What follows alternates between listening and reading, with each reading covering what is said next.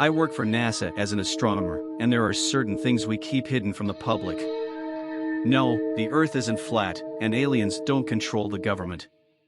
Fuck, I wish those were the case, as the truth is much, much worse. In 1993, the Hubble Space Telescope saw a star disappear. It didn't go supernova or die naturally, it simply went dark over the span of a few minutes.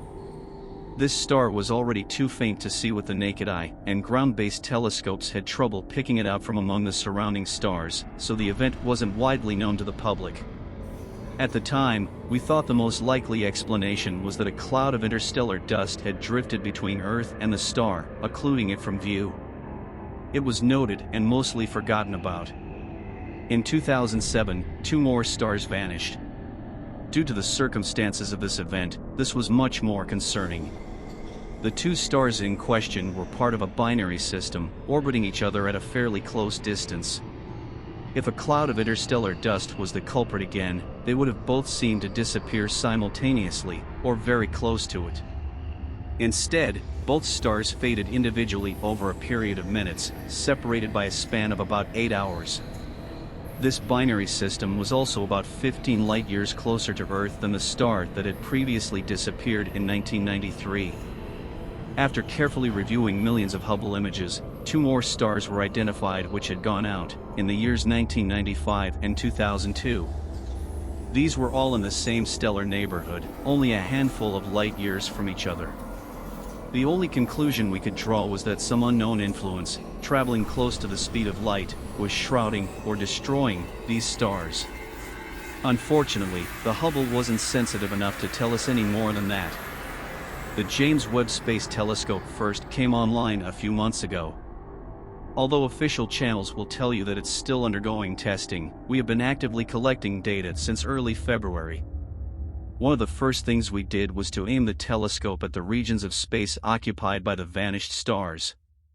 If they were being blocked by dust clouds, a hope some of us still held onto, the increased sensitivity of the JWST may have been able to see through them and confirm that the stars were still there. Unfortunately, we had no such luck.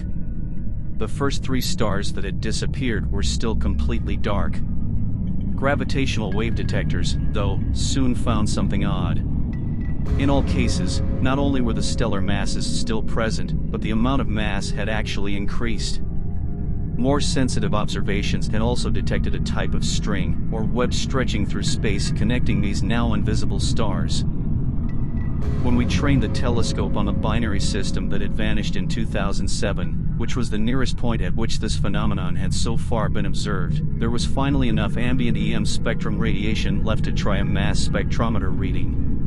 If you're not aware, mass spectrometry is an incredibly useful process, where by measuring the patterns of light wavelengths emitted or reflected by an object, we can learn tons of useful information, such as its temperature, speed and direction of movement, and chemical composition. The readings we got from the binary stars didn't make any sense, though. First of all, they were cold, almost as cold as the surrounding interstellar medium. Whatever had happened to these stars had snuffed them out completely, or somehow prevented their light from escaping. What was truly puzzling, however, were the emission lines returned by the mass spectrometer.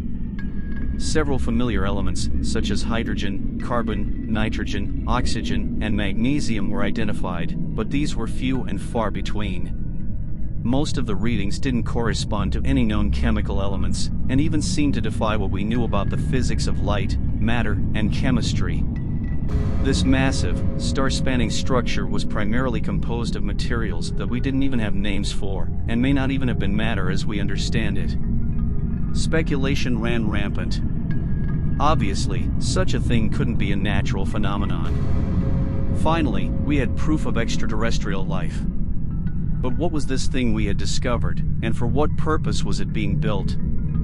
The leading hypothesis was that we were looking at a series of Dyson shells, massive solar collectors built to completely envelop stars, in order to capture 100% of their energy output.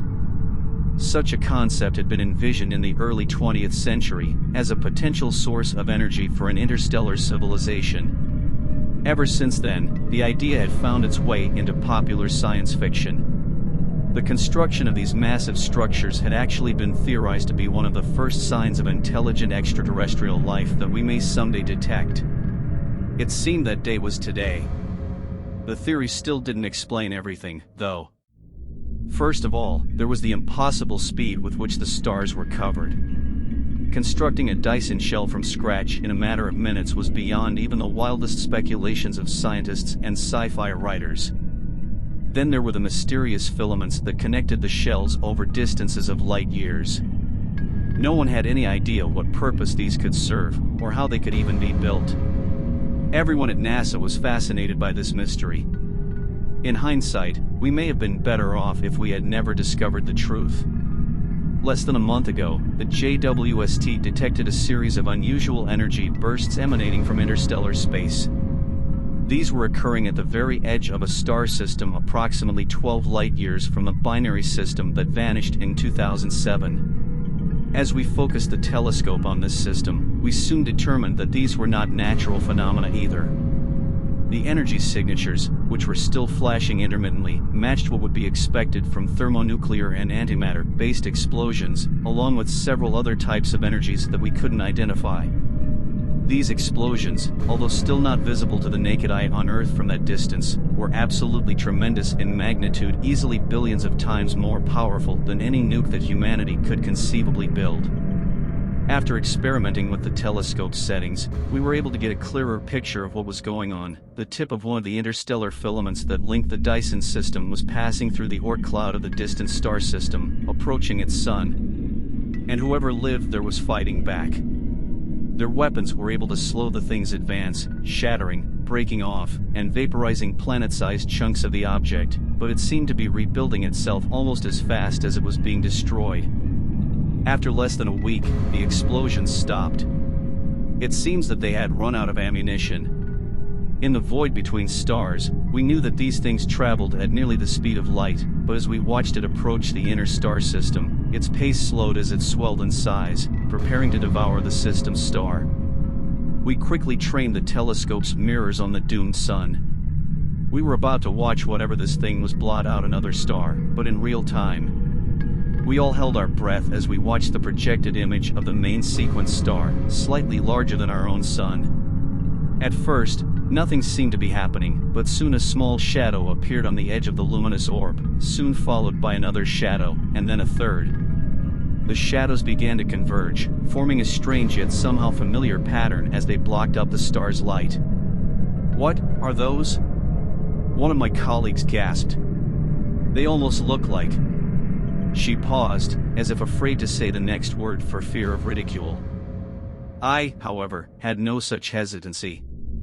"Leaves," I said, my voice monotone. The situation was far too incredible to express any emotional reaction, even that of pure shock.